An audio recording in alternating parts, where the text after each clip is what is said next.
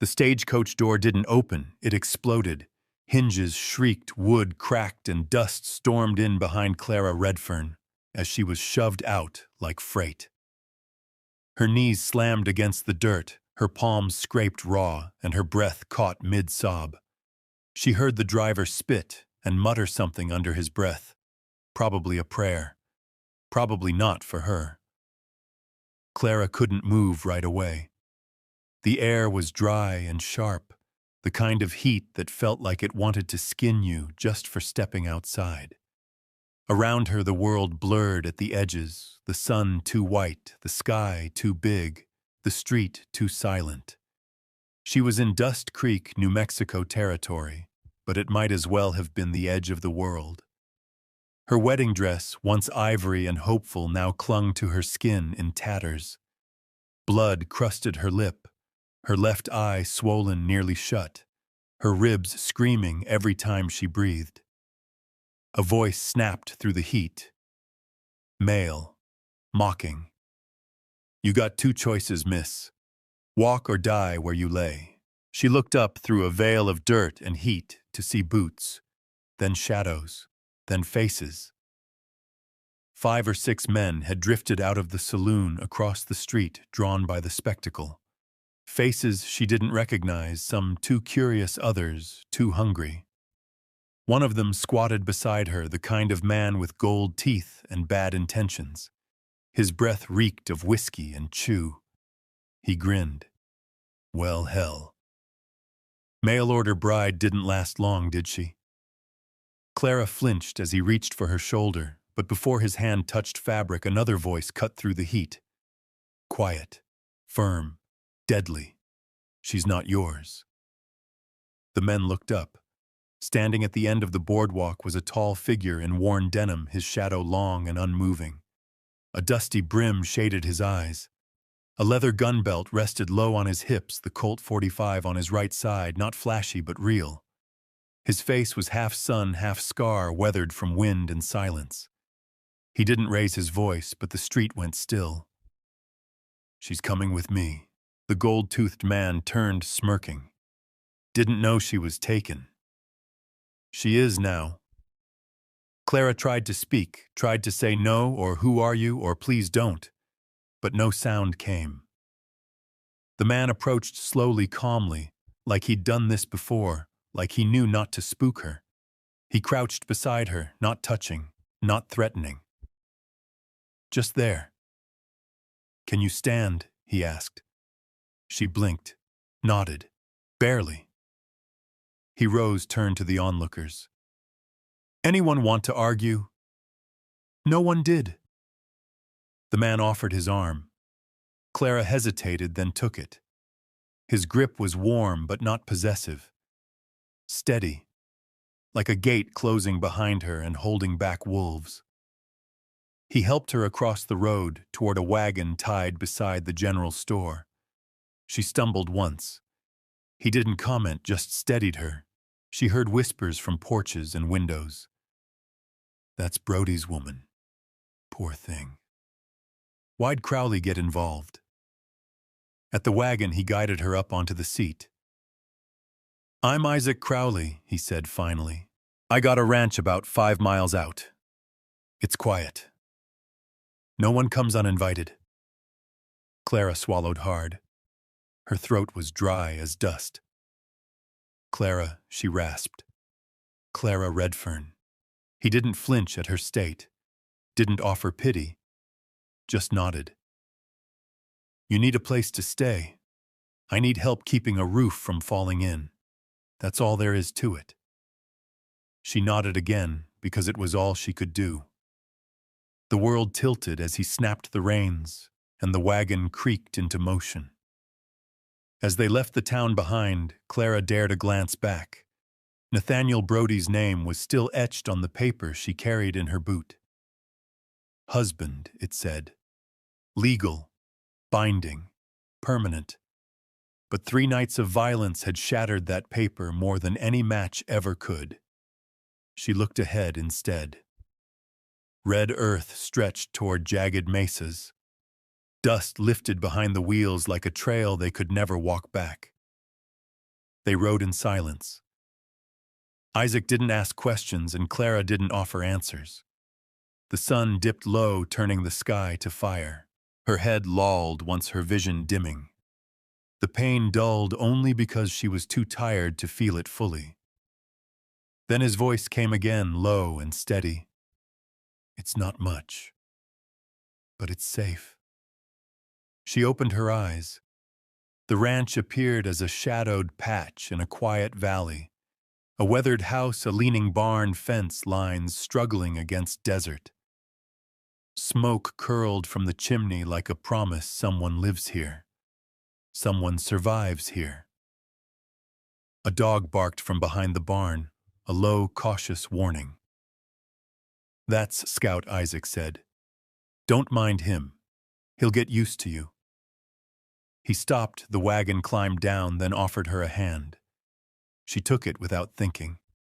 Her boots hit the ground with a thud. She wobbled. Isaac caught her elbow, then stepped back. "There's water inside. You can rest first. Work later." Clara nodded. Her voice still wouldn't come. Inside, the house smelled of dust smoke and something faintly metallic, maybe old grief. A worn chair sat beside a stone hearth. The table bore one setting. The kitchen shelves were bare but clean. And off to the side, a small door opened into a narrow room, simple, with a bed, a wash basin, and a window. "That's yours," he said. "It locks from the inside." He set a pitcher of water beside the bed and moved to leave. At the door, he paused. "I'll bring food. Just bread and stew." Then he left. Clara stood alone in the room, shaking. She wasn't sure if it was from the pain, the silence, or the sudden collapse of tension. She walked to the bed, touched the blanket, and finally allowed herself to sit. There was a small wooden cross nailed above the headboard. Nothing fancy, just there. She lay back, breathing in shallow pulls. She was not safe. Not yet. But she was not bleeding on a saloon floor. She was not being dragged upstairs by a drunken husband. She was not silent under fists. Tonight, she had a door, a lock, a bed. Tomorrow she would learn what kind of man Isaac Crowley really was. Clara woke to silence so thick it rang in her ears. The room was gray with early light dust floating like ash in the slant of the window. For a moment she forgot where she was. No shouting, no slamming doors, no footsteps on warped floorboards. Just stillness, just breath, just the dog barking once far off. She sat up slowly, her ribs still sore, her limbs stiff from a night without movement. The blanket was coarse wool, scratchy against her skin, but warm. The small wooden cross above the bed caught the sun just enough to glint like a warning or a blessing. She couldn't tell which. The pitcher of water was half empty, her lips still dry. She walked barefoot across the room and opened the door. The main room of the house was unchanged from last night. Dusty, underused, filled with the air of someplace paused. A cold fire pit in the hearth. A wooden table set for one. A chair, too worn to be new, but too clean to be abandoned. Isaac wasn't inside. Clara moved quietly, as if afraid to wake something sleeping. She noticed a closed door near the back of the house, his room probably. She didn't touch it. Instead, she stepped outside into the raw blue morning. The land stretched around her like an open palm, nothing but brush fences and the distant outline of rock and ridge. The wind was low, brushing against her hair like a whisper. And beneath it all, the steady rhythm of hooves and snorting breath. Scout barked twice from the barn, then quieted. She turned her head and saw the shawl. It hung near the door, half-faded, dusty, but carefully placed. Worn wool, a woman's stitching on the hem, as if someone had meant to come back for it and never did. Clara's throat tightened. She reached for it, then stopped. Behind her, the front gate creaked open. She turned to see a wagon approaching slower than Isaac's. A woman sat upright on the seat, small but sharp-eyed, her graying black braid tucked beneath a sun-bleached scarf. A younger boy rode beside her, maybe 15. They both wore earth tones and quiet expressions. The woman raised a hand. Clara stepped off the porch. "I'm Maggie 10 Bears," the woman said as she dismounted. "Brought by the wind, but I don't leave without reason." Clara nodded, unsure what to say. Maggie studied her the way someone studies the edge of a knife. "You're not his wife," Maggie said, more fact than question. "No," Clara said. "Just here to work." Maggie didn't smile, but her voice softened. "Man like Isaac Crowley don't bring people in without a storm behind it. And you look like you've been through one." Clara didn't reply. Maggie handed her a pouch. "Boil this. Drink a cup at night. For pain, for fear, for sleep." Clara took it with a small nod. "Thank you." Maggie turned to leave, but paused by the shawl. Her hand hovered near it, almost reverent. "This house has been too quiet for too long," she said. "Quiet can be peace, or it can be rot. You'll know the difference soon enough." Then she and the boy rode off without another word. Clara stood alone again. By midday, she'd found her rhythm. The kitchen was cleaned, the hearth lit, the floors swept. She chopped carrots with a borrowed knife and cooked stew the way her grandmother used to, with thick potatoes and not too much salt. She didn't know what time Isaac returned, but she heard the clop of hooves before the door opened. He stepped in, nodded once. "Smells good." Clara didn't answer. She ladled stew into 2 bowls, set them at the table. Isaac hesitated, then sat. They ate mostly in silence. But it wasn't cruel, just practiced, like 2 people used to, holding their own weight. After the meal, Clara stood unsure of the next step.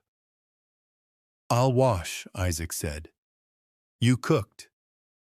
She blinked, then nodded. She walked outside. The sun was lowering the sky, bleeding orange and gold. She followed the fence line, touching the wood as she walked. The silence of the ranch had changed. No longer heavy, just wide. Behind the barn, she found a small hill with a tree. There, a stone, flat, unmarked. Eliza. Clara stood for a long while, the wind pulling her dress. She didn't cry. Not yet. She just stood. That night she returned to her room and sat at the small table by the window. Her journal lay open, the ink dry on yesterday's page. She dipped the pen, stared at the blank paper, then wrote, "I don't know what this place is yet. It's not home. But it's not prison either. Maybe something in between. This house has been too quiet for too long. But I'm here now. Maybe it won't stay that way." Somewhere in the night, Clara dreamed. A woman crying. Hayloft. Rope. Silence. She woke with a start, heart pounding, the room dark but still. Outside, she thought she heard footsteps near the barn. She waited for the dog to bark. It didn't. The next morning, Clara rose before the sun. She hadn't meant to. Her body simply refused to sleep past first light, still coiled tight, with the memory of rope and hay and that distant, muffled sob. The dream clung to her like smoke. She opened the window for air, but the silence outside felt different now, not the hush of peace, but of something held back. Watched. Scout sat beneath the porch, alert and still. The stew from last night sat cool in the pot. Clara warmed it without speaking, poured herself a small bowl, then brought another out to the porch for the dog. He didn't come close, only eyed her with cautious respect, tail low, but not tucked, just like his owner. She wiped her hands on her skirt, pulled her shawl tighter, and stepped toward the barn. The sun was just cresting the ridge, gold and sharp. The barn looked older in morning light, tilted slightly, its boards weathered and silvered with time. The hayloft door above hung crooked rope dangling from its pulley, like some forgotten arm waiting to lift a burden never delivered. Clara hesitated at the threshold. The air was heavy here. She stepped inside. Dust motes floated like ash in the shafts of light that cut through the slats. The scent was thick hay-horse sweat, and something older, deeper, like dried sorrow. She climbed the ladder slowly, one rung at a time. At the top, the loft opened into shadows. The hay was undisturbed. Neat. No horses now, just silence. But in the far corner beneath a slanted beam, she saw something barely visible in the gloom. A length of frayed rope cut short. She froze. It was just a rope. It didn't mean anything. Except it did. Clara backed down the ladder, her hands trembling before she even realized it. Back inside the house, Isaac was at the table, shirt sleeves rolled up, drinking coffee from a dented tin mug. He looked at her as she entered, not startled, not curious, just calm. "You're up early." "I couldn't sleep." "Dreams," Clara stared at him. "You know about them." He nodded, sipping his coffee. "Eliza used to say the barn talked at night. I didn't listen back then." The room fell quiet again. Clara sat down across from him. She wasn't sure why she spoke, only that she couldn't keep it in. "I saw the rope." Isaac didn't move. "She was your wife." He set his cup down carefully. "Yes. People in town say she hanged herself in the barn." He looked at her, then really looked. Not angry, not ashamed, just tired. "They say a lot." Clara leaned forward, her voice low but firm. "Why did you help me?" He didn't answer right away. The clock on the wall ticked once, twice. Finally, he said it. "I don't need your story, Clara. Just your choice." She blinked. The words landed hard, solid as a stone dropped in water. "I'm not trying to trap you," he added. "You don't owe me anything but truth in your own time. Same as I'll give you in mine." Clara sat back. Something in her loosened, unknotted by the simple offer. Not a demand. Not a bargain. Just space. She looked around the room again. Noticed a hairbrush on the mantel, delicate wooden, and still clinging to strands of dark hair. A book left open by the hearth pages, curled inward, pressed flowers caught between the chapters. Echoes. Clara nodded more to herself than him. "I'll keep working," she said. "If you'll keep letting me." "I will." Later, Clara went into town alone. She walked to O'Malley's general store, head high, spine straight. Mary O'Malley greeted her with a kind but cautious glance. Clara bought flour coffee, lye soap, and a length of ribbon she didn't need. On her way out, she passed Silas Drake leaning against the rail of the saloon porch. His eyes slid over her like oil. Well, look who's still upright. Clara didn't stop, didn't flinch. He chuckled. "Guess Crowley likes broken things." She paused then, just for a moment. "Better broken than rotten," she said over her shoulder. His grin faded. Back at the ranch, Clara unpacked the goods, restocked the shelves. Isaac was gone riding fence line. The hours passed slowly, filled with motion and silence. That evening, after the sun sank low and the sky turned violet, Clara stood at the porch and listened. The wind moved through the trees. The barn creaked. The world shifted just slightly. She picked up her journal. He doesn't ask. And I don't tell. But I think we both know more than we say. There are ghosts here. But maybe not all of them are dead. That night she dreamed again. This time not of ropes or sobbing, but of a woman in a blue dress standing beside a fire, silent, still, watching. When Clara awoke, there was something beneath her door. A folded cloth, a scarf, worn wool, faint perfume. Eliza's, she opened the door. Nothing outside but wind. The knock came at noon. Not loud, not urgent. Just a steady rap on wood sharp enough to cut through the clatter of pans in Clara's hands. She froze, a wet dish towel in one, a plate in the other, heart stuttering in her chest. Isaac was out mending the south fence. Scout was tied behind the barn, resting a sore paw. No one was supposed to come this far without warning. The knock came again. 3 taps. Clara wiped her hands on her apron and stepped to the door.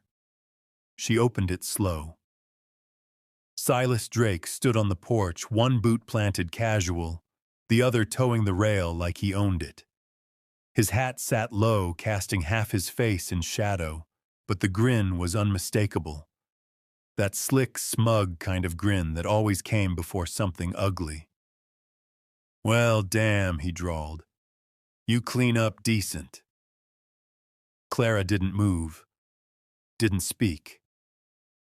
Silas looked past her into the house, eyes scanning like he had a right to. His hand rested on his belt, near the gold-plated buckle he always wore shiny as his teeth. "Didn't figure you'd be out here long," he said. "Crowley don't usually keep strays." "I'm not his stray," Clara replied, her voice even. Silas smirked. "No, you're just living under his roof, wearing his shirts, cooking his stew." He leaned in slightly. "Hell of a deal for a girl with no name left." Clara didn't flinch. "What do you want?" He clicked his tongue. "There's no such thing as charity out here, sweetheart. Only trades." Her stomach tightened. The air smelled like dust and sweat and old firewood. "You think I owe you?" she asked, stepping onto the porch. Silas tilted his head, amused. "You owe everyone. Just a matter of time." She looked him dead in the eye. "I don't owe you a goddamn thing." Something in his grin cracked. Just for a second.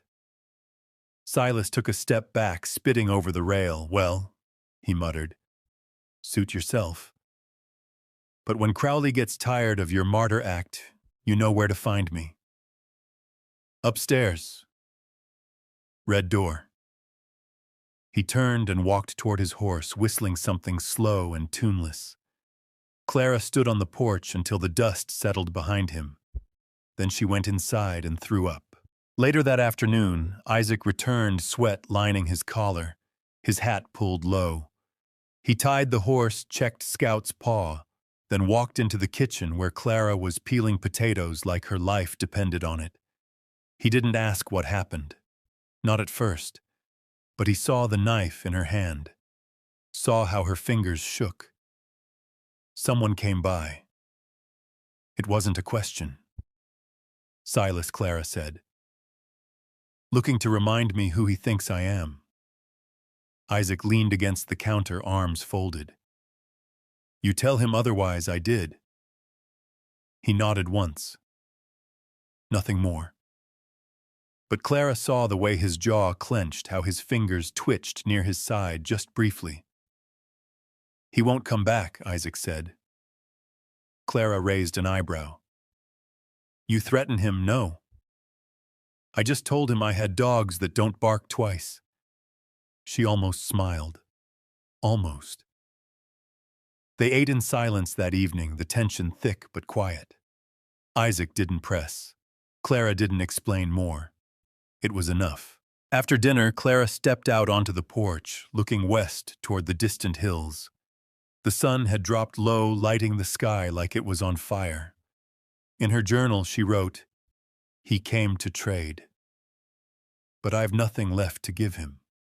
I am not for sale. Not to him, not to any man. Today I chose myself." She closed the book, breath steady now. The worst of the shaking had passed. Behind her, the door creaked open.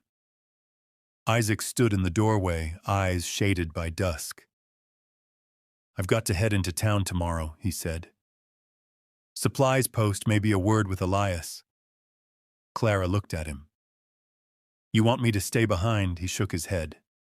"That's up to you." She nodded. "I'll go." They stood there for a moment longer, neither moving. "Thank you," she said softly. "For what?" "For not asking more than I can give." Isaac nodded once. "I figure people give when they're ready, or not at all." Clara watched the last of the light vanish. That night the wind came harder. The barn creaked and groaned like something inside it was shifting. Clara didn't dream of ropes or crying. She dreamed of firelight on stone and the smell of sage, of a woman's voice saying her name softly again and again. When she woke, there was a pendant on the windowsill, small, round, a turquoise stone set in old silver. She picked it up, heart pounding. Tied to the leather cord was a scrap of paper. "For courage and truth. MTB. Maggie 10 bears." Clara closed her fingers around the stone, then held it to her chest. The wind was wrong that morning. It moved sideways, dragging dust across the porch in long, whispering strokes. The air held the weight of something unsaid, like a breath waiting too long to be exhaled. Clara felt it before she opened her eyes. The pendant from Maggie still hung around her neck, warm from her skin, the turquoise stone resting against her collarbone like it belonged there. She didn't remember putting it on before bed. The barn door creaked sometime after breakfast. She'd fed Scout, swept the kitchen, even ironed Isaac's spare shirt, all with one ear turned to the wind. Something was calling her. Not loud, not urgent, just constant. Clara grabbed her shawl and stepped outside. The sun hadn't yet burned the chill off the ground. Shadows clung to the corners of the barn, stretching long and thin, like they were trying to escape. She reached the doors and hesitated. Inside, the air was colder than outside, wrong again. She stepped through the threshold, heart thudding against her ribs. Every sound echoed the creak of her boot, the rasp of rope overhead, the soft shifting of hay in the loft. She didn't look up right away. Instead, Clara walked the barn like it was sacred ground. She stopped near the stall where she'd first noticed the silence, ran her fingers along the wooden rail. Old blood, long dried, flaked beneath her nails. Not horse blood. She turned and climbed the ladder to the hayloft. It was just as she'd left it, dusty still. The frayed rope in the corner was gone, but someone had left behind a blue ribbon, tied to the beam, clean, unfaded. Clara stared at it, her chest hollowing. Not all ghosts are dead. She turned fast. Maggie stood behind her on the loft, quiet as breath. No sound of boots, no creak of wood. Clara blinked. "How did I come when the house calls?" Maggie said. "And it's been calling loud." Clara stared at the ribbon again. "Was this hers?" Maggie nodded. "Eliza wore it when she danced at the harvest fair." Isaac couldn't take his eyes off her. Clara swallowed. "Why is it here now? Because she never left." They stood in silence for a long moment, dust swirling between them. "I've felt her," Clara said. "At night. In dreams. The crying. The rope. Maggie looked at her gently. That's not her crying. That's you. Clara felt her throat close. She hanged herself, didn't she? She whispered. Maggie's gaze darkened. She was pushed, just not with hands. Clara looked at her sharply. You mean someone? No. Maggie walked forward, knelt beside the beam.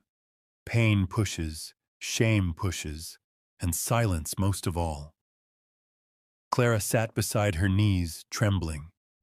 Maggie reached into her satchel and pulled out a small tin. She opened it, revealing charred sage and a sprig of dried rosemary. She needs rest, Maggie said. So do you.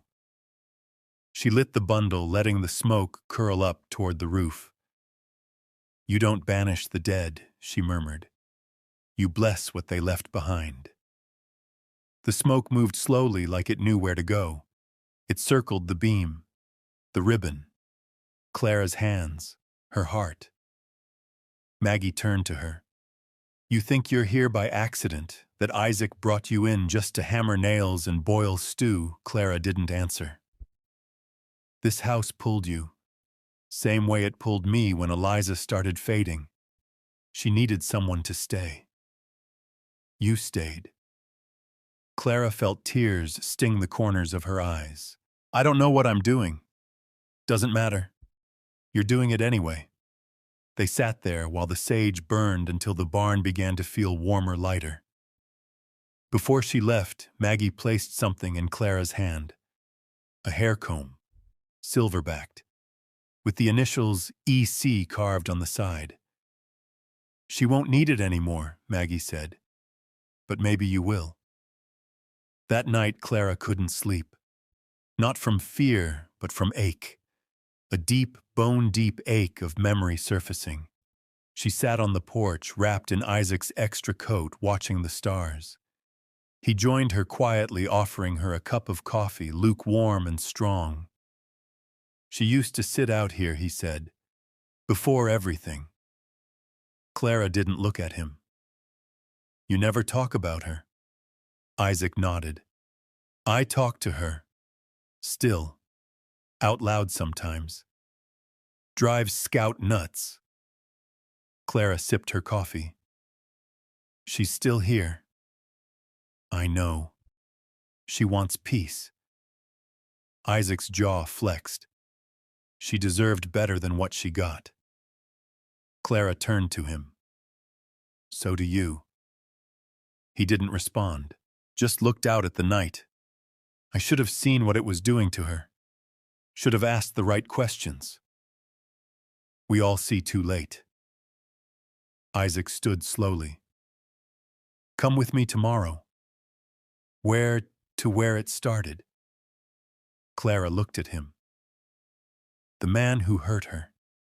He nodded. Carlton Hughes. His name ever cross your path? Her stomach flipped. Yes. Isaac studied her. We need to talk about him, but not here. She nodded once. Inside, she wrote in her journal she's not crying anymore. Maybe now she's watching. I carry her now not like a ghost, like a warning. If silence could kill her, maybe truth can free me. The sky was still dark when they left. Isaac didn't speak much on the trail. His horse moved with a quiet rhythm, and Clara rode behind him on a borrowed mare, the comb Maggie had given her, tucked in the pocket of her coat. The air was cold, biting. It matched the heaviness in her chest. They rode east, away from the ranch, toward the edge of a narrow canyon, where the brush grew thick and the shadows hung longer than they should have. Clara didn't need him to say it aloud. This place was important. Tainted. When they stopped, Isaac dismounted slowly. He didn't offer to help her down. She liked that. She didn't need his hand, just his truth. He led her to a broken fence post overlooking a dry creek bed. Scattered below were the remnants of a burned-out cabin. Ash long-settled bones of the structure, jutting out like ribs from the earth. "This is where it happened," Isaac said. Clara didn't speak, just listened. She came here sometimes to walk. Said the canyon made her feel small in a good way, like her pain didn't fill the whole world. He paused, but she wasn't alone that day. Carlton Hughes followed her. Clara felt the name slice through the air like a whip. Isaac's jaw worked as he stared at the blackened wood. He took something from her, broke her spirit. I knew something was wrong when she came home. She wouldn't let me touch her, wouldn't let me look her in the eyes. He knelt picking up a shard of scorched wood. She told me a week later, quietly, like it was her fault. And I didn't know what to do. I wanted to kill him. God knows I planned to. But I waited. I hesitated. He looked up at Clara, his voice dry and cracked. I didn't kill her, but I didn't save her either. The words hung in the air, brittle and brutal. Clara lowered herself beside him. I know that feeling, she said quietly. Knowing, but not acting. Not fast enough. Isaac's shoulders dropped slightly. He stared out across the canyon, the morning sun bleeding across the ridge. She left me a note, he said. Didn't blame me. Said she just couldn't carry it anymore. Said the silence was worse than the pain. Clara reached into her pocket and held out the comb. His eyes widened, and for a second, the man who'd held everything in cracked around the edges. She's still with us, Clara said, but I think she wants us to let go. Isaac took the comb, gently nodding once. I've been carrying her death like a sentence. Maybe it's time I remember her life. They sat in silence for a long while, just breathing, just being. When they mounted up again, Clara looked back at the burned cabin. The past didn't vanish. It just stopped bleeding. They arrived back at the ranch late afternoon. Clara stepped down and went inside to boil coffee. Isaac untacked the horses and gave them water, moving slower than usual, like the truth had drained something from him. Maybe it had. As Clara poured the coffee, she heard the sound of hooves, not Isaac's. She stepped onto the porch. A stranger on a black gelding approached the gate wearing a long duster, his hat pulled low. A star glinted on his coat, Federal, U.S. Marshal. Scout barked but didn't charge. The air felt suddenly thinner. Isaac stepped out behind her, his face going still. The marshal dismounted and tipped his hat. Afternoon. Name's Ryland Finch. I'm looking into the death of a man named Carlton Hughes. Neither Clara nor Isaac said a word. Finch pulled a folded paper from his pocket. Went missing 3 years ago. Last seen near these parts. Bones turned up last month down by the wash near Dry Needle Ridge. Shot in the back. Clara's mouth went dry. Isaac's voice was steady. And you came to me because Finch's eyes were sharp. Not accusing. Just looking. You were known to have a grudge against him, he said. Folks say your wife had cause.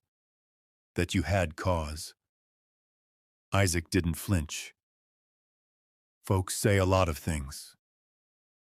Finch nodded slowly. Thing is, the bullet matched a Colt .45. Same kind you wear. That alone don't mean much. But the person who told me where to find the bones mentioned a woman who might have known more. Clara's blood chilled. Finch looked at her. That woman wouldn't be you, would it, ma'am? She swallowed but held his gaze. I knew him, she said, but I didn't kill him. Finch nodded. Didn't say you did. Just looking for answers. Isaac stepped forward, voice low. Marshall, you think I shot a man 3 years ago and just buried the memory. Finch didn't answer directly. I think people don't always bury things clean. He mounted his horse again. I'll be back tomorrow. Maybe you'll remember more by then. He rode off without another word, dust curling in his wake. Inside the house, the silence returned sharp as a blade. Clara turned to Isaac. Did you do it? He looked her in the eye. No. She believed him, but the question still hung in the air like smoke. That night she wrote secrets wrought in silence. But truth draws blood too. We both have ghosts, and now the law's looking to dig them up. She pressed her hand to the pendant, the turquoise stone warm against her skin. Tomorrow would bring questions. She needed to be ready to choose between protecting the man who'd saved her and revealing the truth that could bury them both. The marshal returned just after dawn. Clara saw the dust trail before the sun had fully cleared the hills. The same cold tightness wrapped her chest as yesterday, but this time something in her was steadier, sharper. She stood on the porch, one hand on the rail, the other resting on the turquoise pendant Maggie had given her. Isaac joined her a moment later, boots heavy against the wood. You expecting him? He asked. She nodded once.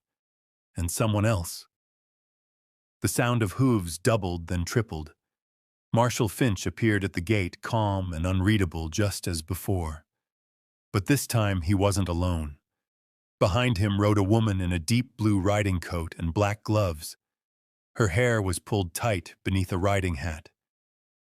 The moment Clara saw her, her stomach turned.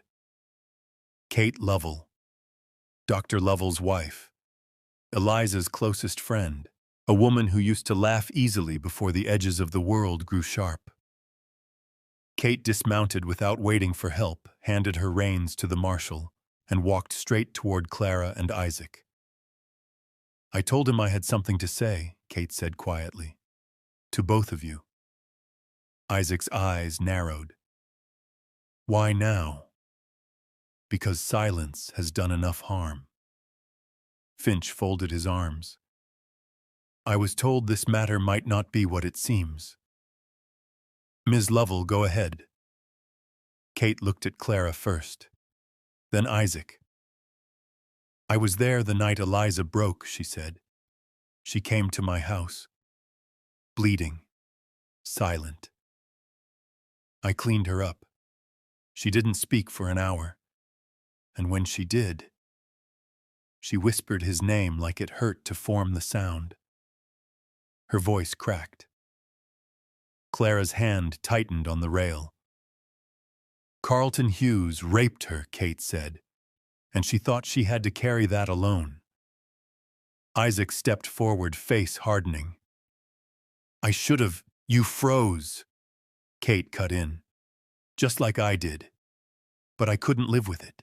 She turned to the marshal now, her back straight. Sometimes the one who pulls the trigger ain't the one who planned the shot. Clara felt her breath catch. Kate's voice stayed even. I followed Hughes. I knew his route. I told him I had medicine to deliver. When he turned his back, I shot him. One time. Through the spine. He fell without a sound. I dragged him to a dry wash and covered him in stone. That was 3 years ago. Finch's gaze sharpened. Why confess now?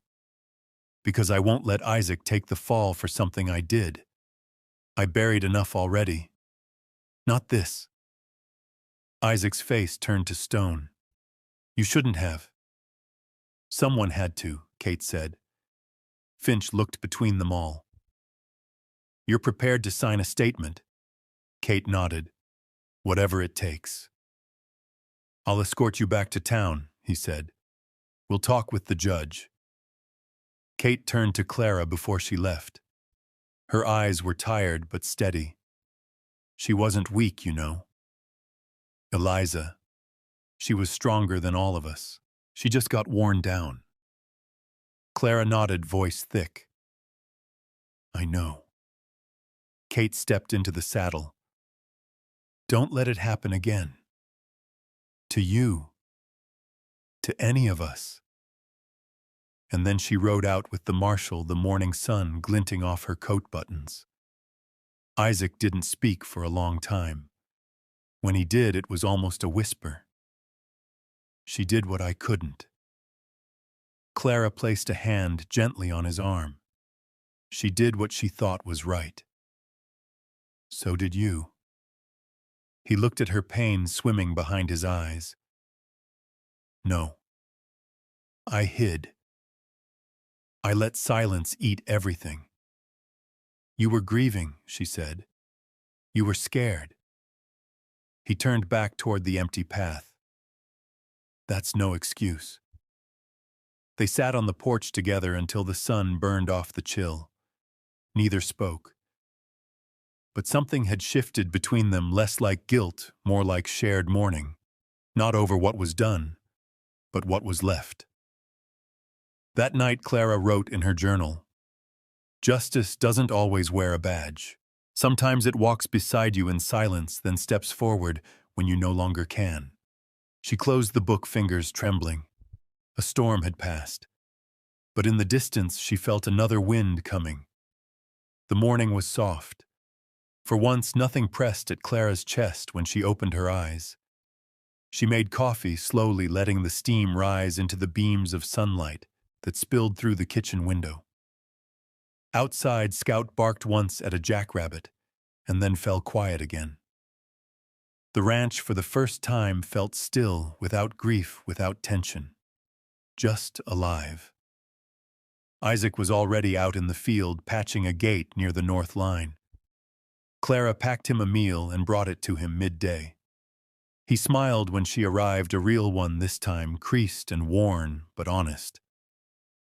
"You're early," he said, taking the tin from her. "I figured you'd forget to eat." He raised an eyebrow. "That obvious?" She shrugged. "Only to someone who's watched you starve everything but the land." Isaac didn't reply right away, just sat on a stump, opened the tin, and let the quiet settle between them. "She did the right thing," Clara said softly after a while. "Kate." Isaac nodded slowly. "She saved more than one life doing what she did." Clara looked out toward the barn. "She made me believe it's okay to stay." He met her gaze. "Is that what you want?" Clara didn't hesitate. "It's what I never thought I could have." That afternoon, back at the house, Clara swept the floors and opened every window. The air flowed clean through the rooms, tugging at the curtains like breath. The comb Maggie had given her still rested on the mantel next to the ribbon Eliza once wore. Clara lit a small candle and set it beside them without speaking. The past wasn't gone, but it was no longer choking the light. When the knock came at dusk, Clara expected it to be Isaac or the marshal again, perhaps checking in. It wasn't. A boy stood there, barefoot, no more than 11, dusty from the trail. He held a yellowed envelope with her name on it. "Lady at the post said you'd be here," he mumbled. Clara took the envelope, gave him a coin, and watched him disappear into the evening, like a shadow peeled off the ground. She held the envelope in both hands, her fingers suddenly cold. It was postmarked Springfield, Illinois. The name in the corner turned her stomach. Martin Hale. She sat down at the table, hands shaking. The paper inside was creased, but clean, written in sharp, practiced lines. "Clara, I've been made aware of your whereabouts through channels that I won't name here. You left debts and duties behind. Your disappearance has caused embarrassment, confusion, and damage to my name. I intend to resolve that. I will be arriving by train in 2 weeks.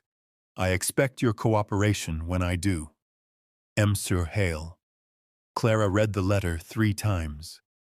Each word was a chain tightening around her chest. He was coming, and he still believed she belonged to him. Her hands curled into fists. She stood breath shallow and stepped out onto the porch. The sky was streaked in red and orange, but she couldn't see the beauty in it, not with his voice ringing in her ears again. "You're mine. You don't leave unless I say so." Isaac found her there minutes later. "What's wrong?" She handed him the letter, watched his jaw tense as he read it. "He can't touch you," he said, voice low. Clara swallowed. "He doesn't need to touch me. He just needs to say my name in front of people. Men like him are made of paper, but they burn slow." Isaac looked at her. "You gonna run?" She shook her head. "No, not this time." He didn't ask more. He just nodded. Trusted her answer. Later, alone in the bedroom, Clara pulled out her journal. But this time she didn't write. She tore out a blank page, and on it, in bold, dark ink, she wrote, "Freedom don't come without a fight, Clara, but it's worth bleeding for." Then she folded it and slipped it inside the envelope with Martin Hale's letter. The next morning, she'd give it to Isaac to burn. The ranch kept moving. Chickens needed feeding. Fences needed mending. Life, as it does in the West, didn't pause for dread. But Clara did. She took an hour by herself, rode out past the ridge, and sat in the wild grass beneath the cottonwood trees. The breeze lifted her hair, and for the first time in a long while she didn't feel hunted. She felt ready. When she returned to the house, another letter waited on the table, but this one bore no name, no return address. She opened it carefully. Inside was a single line. "He's not coming alone." No signature, no warning. Just fact.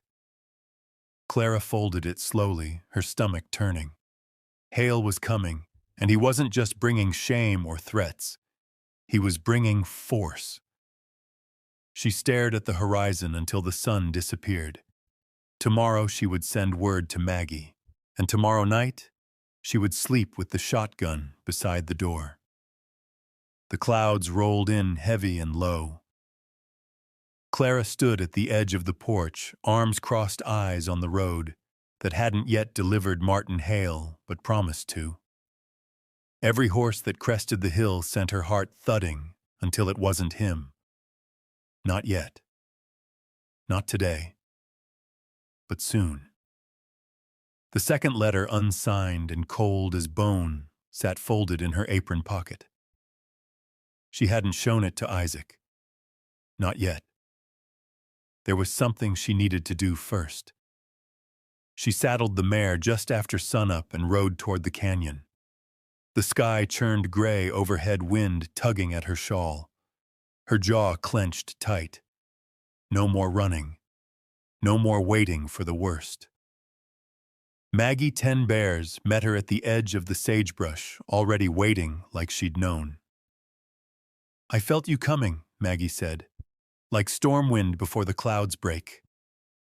Clara dismounted, boots crunching in the dirt. "He's coming," she said, "and he's not coming alone." Maggie nodded. No surprise in her face, just a calm, grounded strength. "Then we prepare." They sat by the fire ring Maggie had built years ago with her own hands. Clara pulled the second letter out of her pocket and handed it over. Maggie read it once, said nothing, then fed it to the flames. "If he steps on this land," Clara said, voice shaking but firm, "he better be ready to leave it in pieces." Maggie looked her dead in the eye. "You've earned this ground." With silence. With scars. Time to guard it. Clara let out a breath she didn't realize she'd been holding. "I don't want blood," she whispered, "but you'll take it if it means keeping your name." "Yes." Maggie pulled a pouch from her satchel and placed it in Clara's hands. Blessed cedar, burn it when he crosses the gate. Not for him, for you. So you remember who you are. They rode back together, Clara tight-lipped but taller in the saddle, Maggie silent and watchful. At the ranch, Isaac noticed the shift the moment Clara returned. She moved differently, slower, deliberate, no longer hunting something herself. He met her in the yard. "You tell me what I need to know," he asked. She handed him the pouch from Maggie and the first letter from Hale. She didn't mention the second. Not yet. Isaac read it without blinking, folded it, pocketed it. "We stand together," he said. She nodded. That night they sat at the kitchen table with a map of the ranch, marking access points, weak spots in the fence where Scout would be posted, where Isaac would take position with the Winchester. Clara cleaned the shotgun herself, piece by piece, oiled and reassembled like ritual. "You sure you've shot one before?" Isaac asked. Clara's hands never paused. "Not legally." A smile flicked at the edge of his mouth. He didn't press. They took shifts sleeping. Scout never left the porch. 3 days passed. No rider. On the 4th day, a stranger passed through town asking questions, stayed the night at the saloon. A man with Eastern boots and soft hands who didn't tip and didn't smile. Kate's husband sent word to the ranch through Maggie. "He's scouting for him," Clara said. "Checking who'll stand in his way. And who won't." Isaac added. They put together a list. Kate. Maggie. Elias from the trading post, a Civil War vet who didn't believe in law but did believe in land. And maybe, just maybe, the preacher. Clara wrote 2 letters that night. One to the marshal in town reminding him of her name, her claim, and what was coming. The second she kept in her apron, sealed but unsigned. "If anything happens to me." She didn't need to finish the sentence. The 5th day Hale came. Just past noon. Not alone. 3 men rode beside him, all of them armed, their rifles slung low and easy like they wanted to be seen. Clara stood in the field when the dust rose behind them. She didn't move, didn't flinch, just watched. Isaac stepped onto the porch, rifle in hand, silent. The men pulled up just outside the gate. Martin Hale dismounted like he owned the dirt. Slick hair, fine coat, smile like a butcher about to carve. "Well now," he said, adjusting his gloves. "Ain't this a picture? You look like you've been playing House Clara." She didn't answer. "I came for what's mine." "You never owned me," she said. "Not in Illinois. Not here." He smirked. "That's funny. Because I've got 3 witnesses, a certificate with your name on it, and a whole county who thought you were dead." "I was," Clara said, "but not anymore." Hale stepped closer. That's when she reached into her apron, pulled the pouch of cedar Maggie had given her, and tossed it into the iron dish by the gate. She struck a match. Flames rose fast. Smoke curled high, clean and sweet. "Turn around," she said. "Go back to whatever hole you crawled from." One of Hale's men stepped forward. Isaac raised the rifle. Just a click, but it stopped the man cold. Hale's eyes narrowed. "You planning to shoot me, cowboy?" "No," Isaac said. "But I ain't planning to miss either." Scout growled behind him, teeth bared. Maggie stepped out from behind the barn, rifle in hand. Then Kate walking from the pasture road. Then Elias leaning on his cane but holding his own pistol cocked and ready. Clara never blinked. "This land is mine now," she said, "and the people on it are mine too. You want to take something, you're gonna have to bleed for it." Hale stood there calculating. The wind picked up, throwing smoke toward his eyes. His horse snorted. One of the men shifted nervously. He spat in the dirt. "This ain't over." Clara stepped forward. "Yes, it is. You just haven't figured it out yet." He mounted, turned, and rode off without a word. The others followed. Only the wind stayed. That night, Clara sat on the porch steps, shotgun across her knees. Isaac brought her a mug of coffee, set it beside her without a word. She didn't need one. She was still watching the road. Clara didn't sleep that night. Not from fear, not exactly. Her eyes closed, her body still, but her mind kept spinning every creak of the house, every shift of wind across the roof. Her heart leapt like it expected a bullet. But there was no gunfire, no horses, no Martin Hale.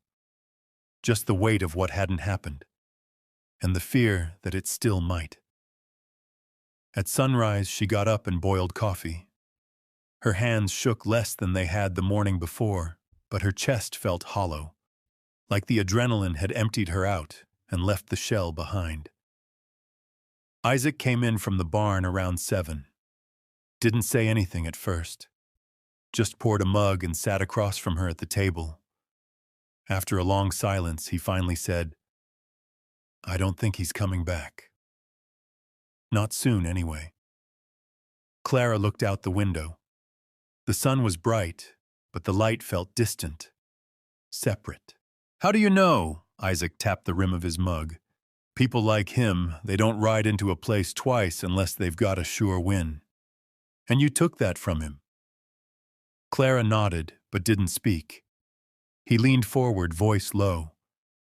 "But just because the gunfight didn't happen, doesn't mean the war's over."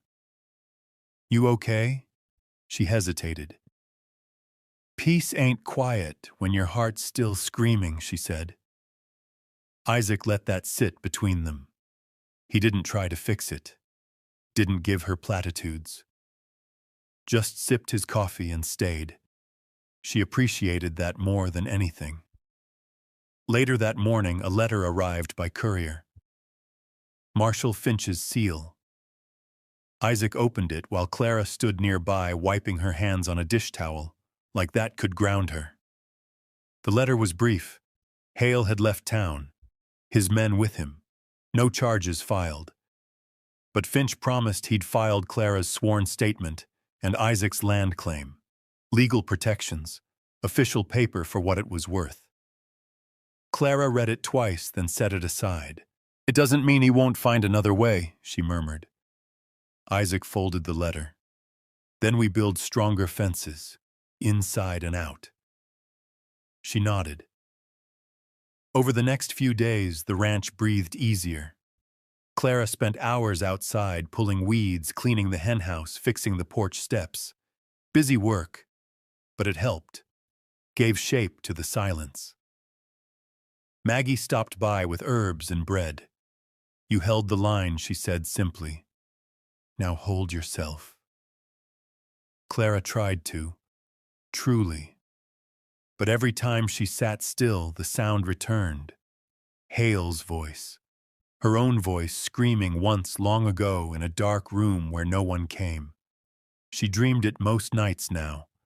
Not the memory, but the echo of it. Faint, gnawing. One evening, she found herself in the barn, sitting beside Scout, her back against a hay bale, tears she hadn't meant to cry, slipping down her cheeks. She hated that he still had space inside her, even after all this.